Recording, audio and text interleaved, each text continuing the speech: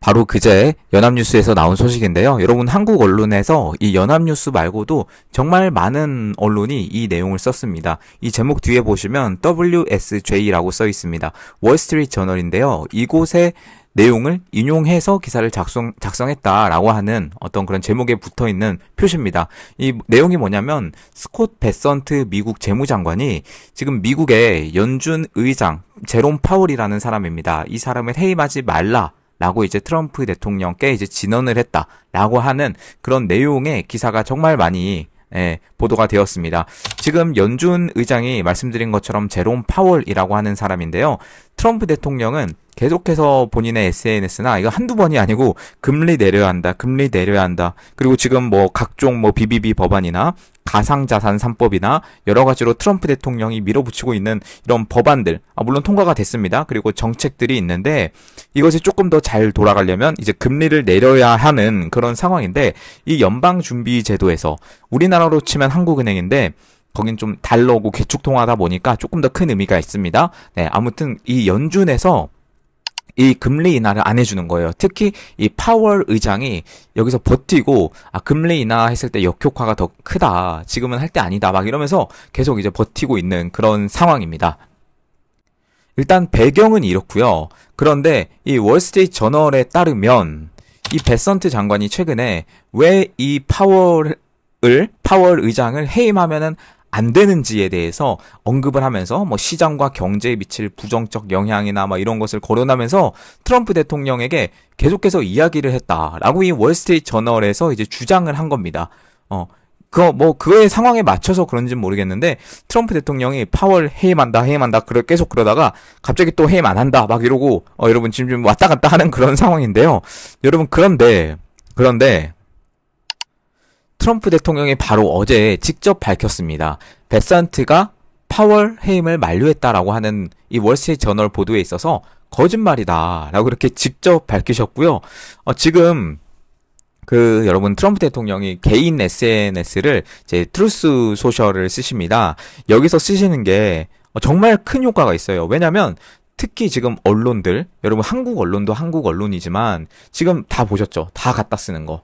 그런데 이 트럼프 대통령은 특히나 더 언론의 공격을 전 세계에서 아주 집중적으로 맞는 분이고요. 뭐 말 한마디, 뭐 이상한 말, 그리고 아니면 안 한 말까지도 지어내서 언론들이 아주 정확하게 정확한 게 아니라 부정확하게 이런 식으로 보도를 하고 여기 나오는 게 바로 언론의 행태입니다. 트럼프 대통령에게 대해서요.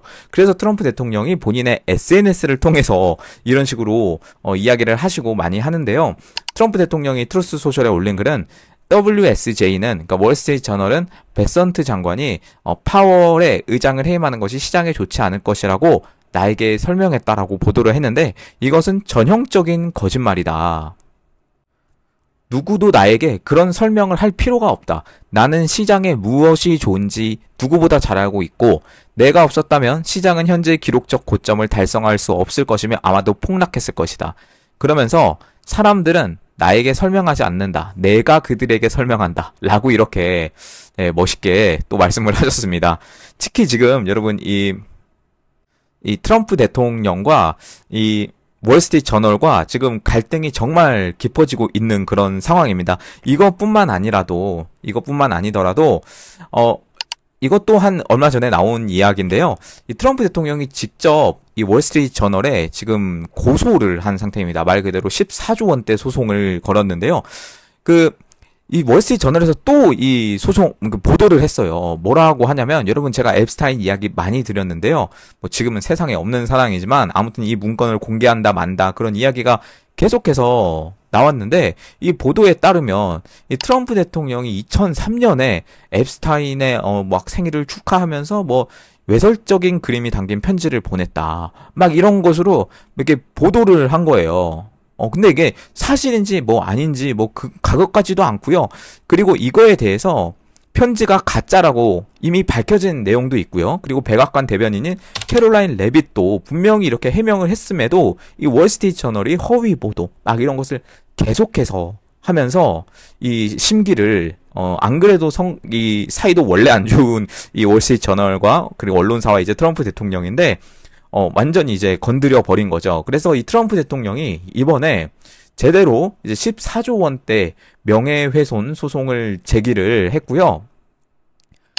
지금 월스트리트 저널 기자 2명과 발행사 다우존스 그리고 모회사인 뉴스코퍼레이션과 창립자 루퍼트 머독 등을 상대로 100억 달러, 약 14조 원 규모의 손해배상 청구를 이제 배상을 청구했다라고 이렇게 보도가 되어 있습니다. 지금 이 소송이 마이애미 연방법원에 접수가 됐고요. 트럼프 대통령은 허위 보도로 인해 개인의 명예는 물론 재정과 사회적 평판에 막대한 피해를 입었다.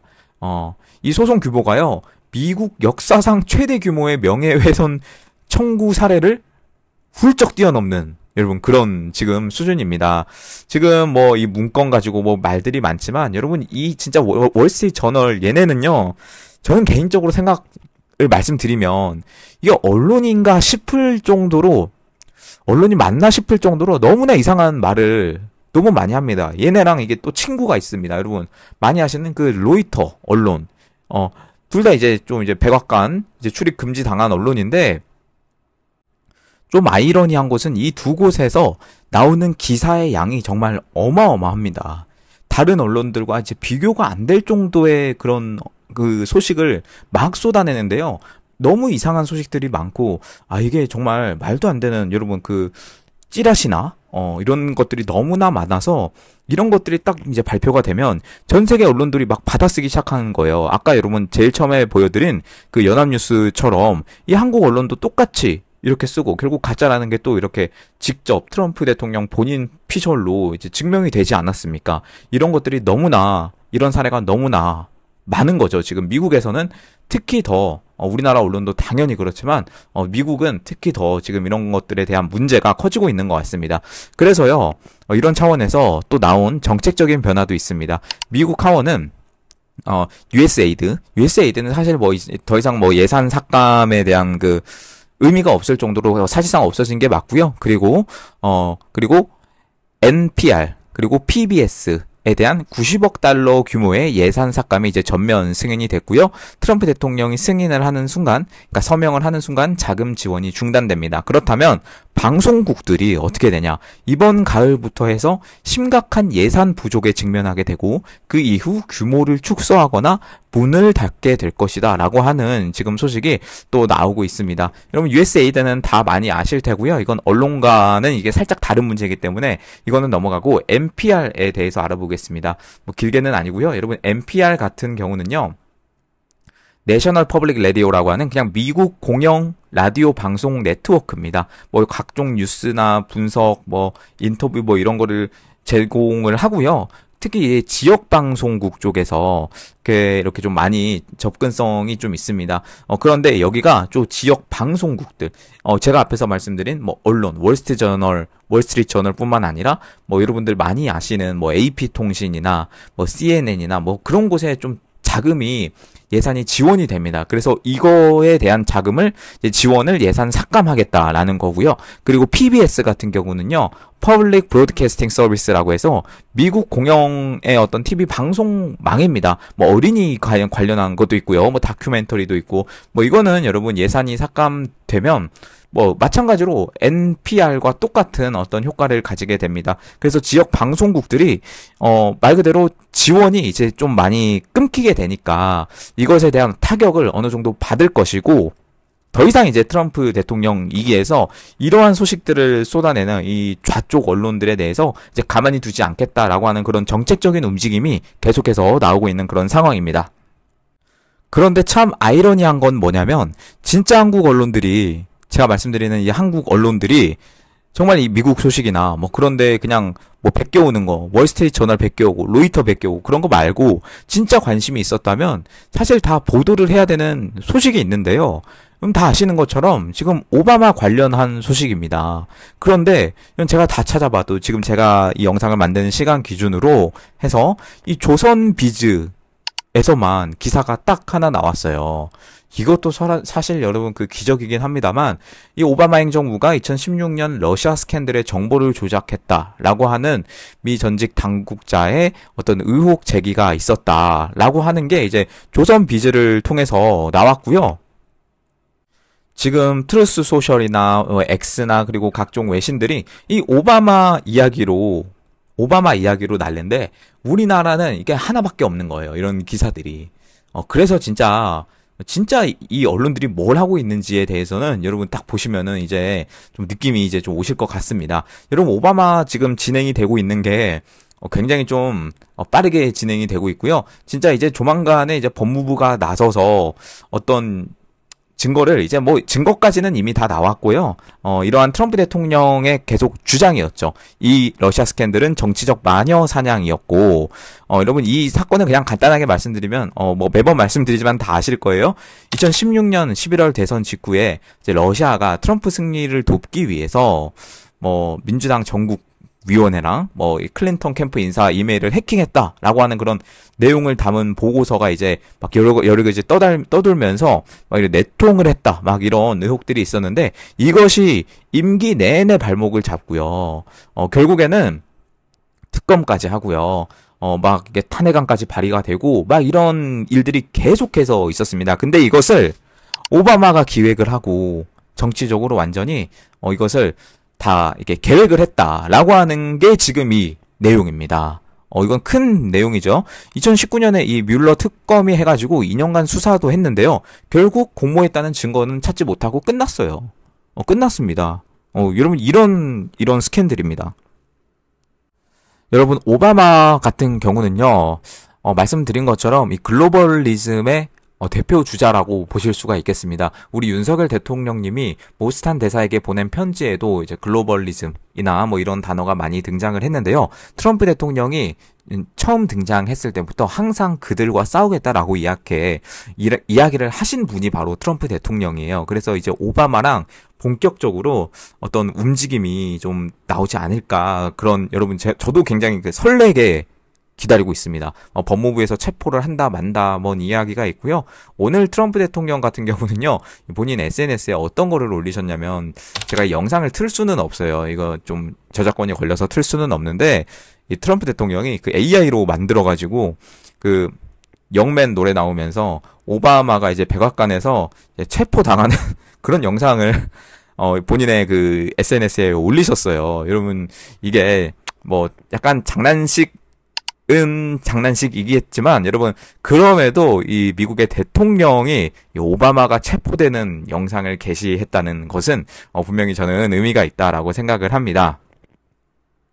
그 털시 게버드 D&I 미국 정보국 국장도 폭스뉴스에 출연을 동시에 했습니다. 그래서 뭐라고 말씀을 하셨냐면 우리가 금요일에 공개한 100건 이상의 문서들은 이 반역적인 음모가 오바마 대통령에 의해 지시되었음을 보여주는 증거입니다. 이 시점은 이미 트럼프가 당선된 뒤 오바마가 퇴임 몇 주 전이었습니다. 네, 이렇게 말했습니다. 이것 때문에 완전히 난리가 지금 난 거고요. 또 러시아가 트럼프 당선을 도왔다는 조작된 정보는 대선 몇 달 전까지 있었던 모든 정보 평가와 정면으로 배치됩니다. 당시 모든 정보는 러시아가 미국 선거를 해킹할 의도도 능력도 없다고 판단하고 있었습니다. 결국 오바마 대통령과 그의 국가안보팀이 한 일은 미국 국민의 의사를 전복하고 민주공화국의 근간을 훼손한 것입니다. 이는 트럼프 대통령에게 수년간 이어진 쿠데타를 실행한 것과 다름이 없습니다. 네, 이렇게 이 게버드 국장이 직접 나오셔서 폭스뉴스에 나와서 이제 말씀을 하셨습니다. 그러니까 요약을 해드리면 여러분 미국 선거가 11월에 있습니다. 그리고 1월에 취임을 합니다. 만약 11월에 당선이 되신 분이 이제 당선이 됐다면 1월에 취임을 하는데요. 그 두 달간의 시간이 있잖아요. 두 달간의 시간이. 그런데 그 2달간 동안 트럼프 대통령이 취임하기 그 2달, 취임을 기다리는 그 2달간 오바마 행정부잖아요. 그때까지는. 그 행정부에서 각종 국가안보팀과 정보기관들을 총동원해서 이 트럼프를 임기 내내 괴롭힐 뭔가 하나를 찾아내자. 계획하자라고 한 게 바로 러시아 스캔들이었다라는 거고요. 여러분 여기 그 게버드 장관이 국장이 하신 말씀이 정말 맞는 말이 많은데요. 제가 그 마지막에 했던 말을 다시 한번 반복해서 말씀드리겠습니다.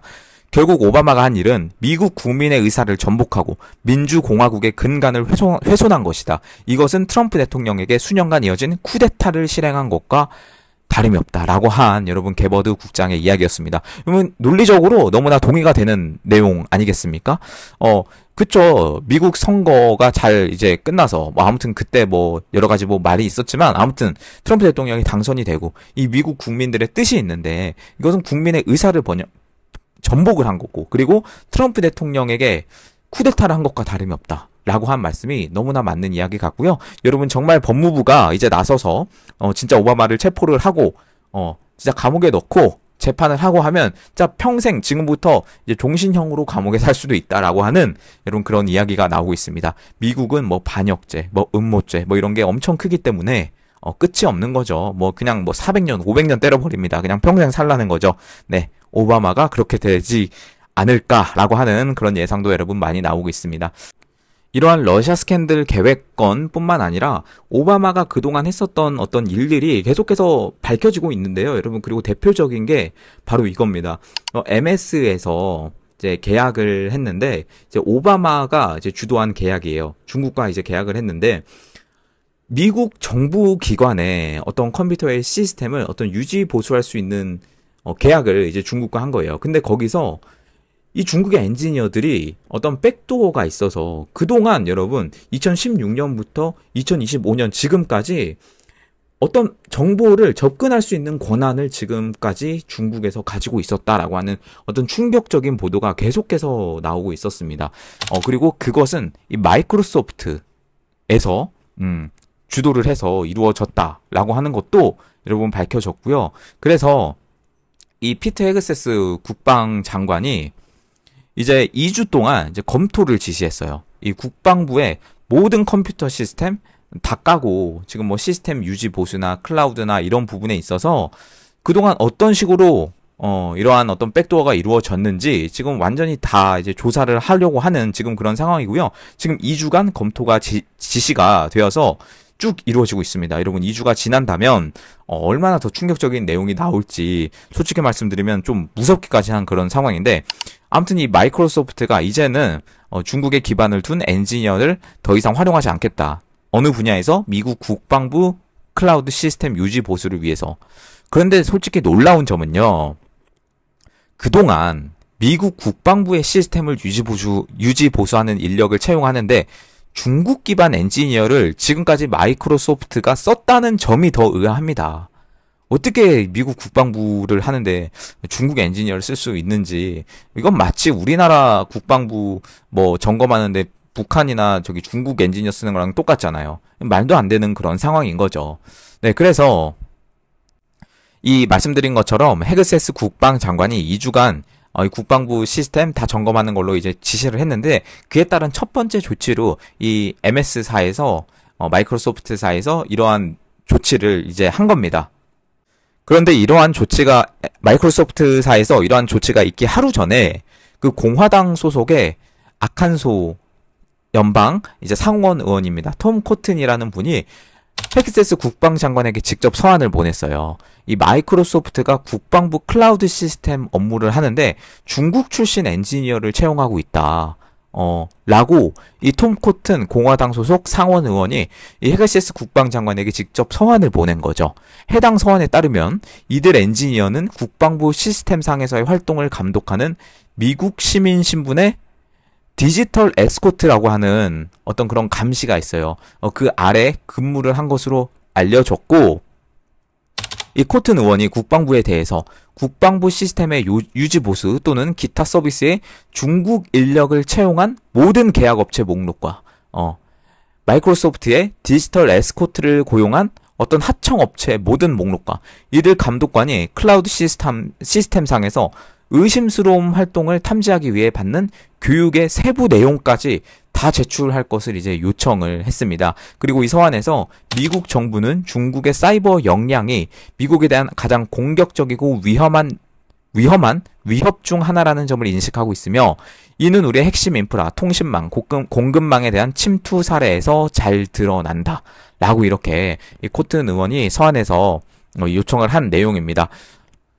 여러분 마이크로소프트사는요, 아시는 것처럼 미국 정부의 주요 계약 업체 중에 하나예요.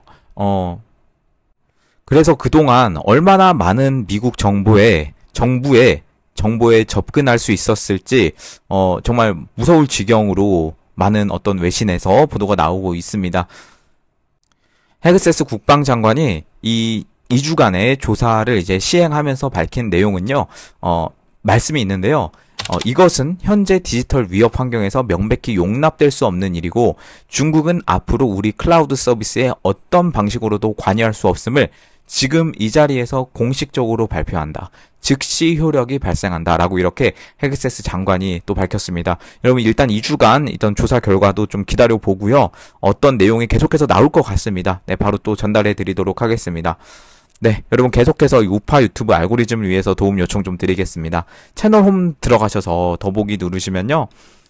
개인 멤버십 링크가 있습니다. 멤버십 가입 한 번씩 부탁드리고요. 그리고 계좌로 후원해주시는 분들 정말 감사드립니다. 마지막으로 영상 하단 참고 부탁드리면서 네, 오늘 영상은 여기서 마무리하도록 하겠습니다. 감사합니다.